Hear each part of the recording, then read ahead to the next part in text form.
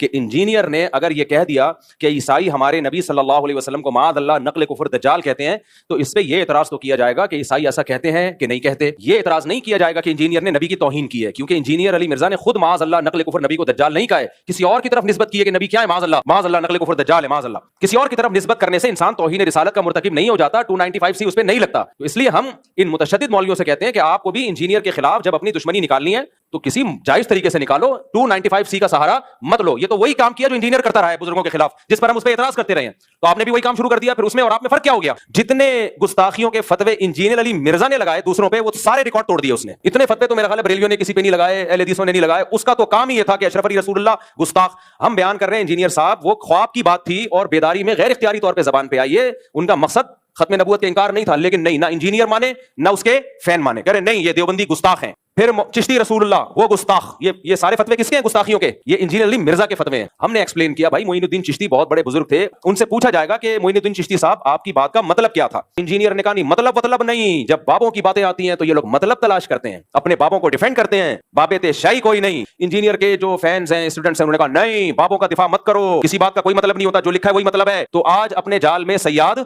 آ گیا.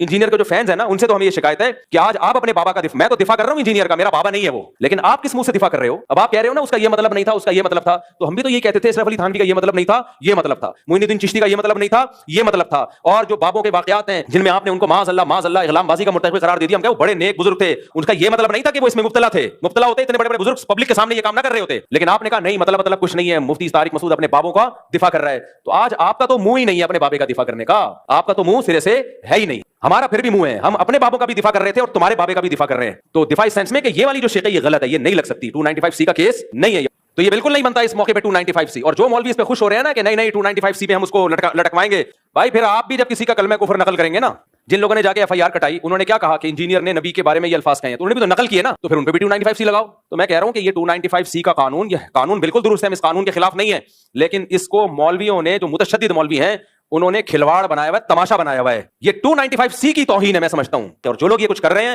کل وہ سید الانبیاء صلی اللہ علیہ وسلم کو منہ دکھانے کے قابل نہیں ہوں گے. نبی صلی اللہ علیہ وسلم کہیں گے میری ناموس کا مقدس قانون تھا، کم بختوں اپنی ذاتی دشمنی کے لیے تم نے اس کو استعمال کیوں کیا ہے؟ باقی جو جائز استعمال ہے ہم اس کو مانتے ہیں. جو کارٹون بنا رہے ہیں نبی صلی اللہ علیہ وسلم کے معاذ اللہ نقل کفر، اس کی تھوڑی کوئی تعویل ہو سکتی ہے. صاف لفظوں میں تمسخر کر رہا ہے اور اس کی زندگی بھی بتاتی ہے کہ اس کا کام ہی یہی ہے. تو اس لیے اس مسئلے میں بابانگ دوہل کہتا ہوں، چاہے انجینئر سے میرے 100 اختلافات ہوں، لیکن یہ جو 295 اس بیس پہ لگایا گیا ہے تو یہ توہین کا کیس نہیں بنتا اس پہ. ہاں انجینئر نے اس کے علاوہ بہت ساری فضول باتیں کی ہیں. مولانا عمران صفدر صاحب ہیں، قیصر احمد راجہ صاحب ہیں، آپ ان کی ویڈیوز دیکھ لیں. عمران صفدر صاحب نے تو ایک کچے چھٹے کھولے میں اور کس قدر بد کلامی کی ہے صحابہ کے بارے میں، کس قدر بد زبانی کی ہے صحابہ کرام کے بارے میں. تو اس پہ آپ ایکشن لیں، اس پہ ہم بھی آپ کے ساتھ ہیں.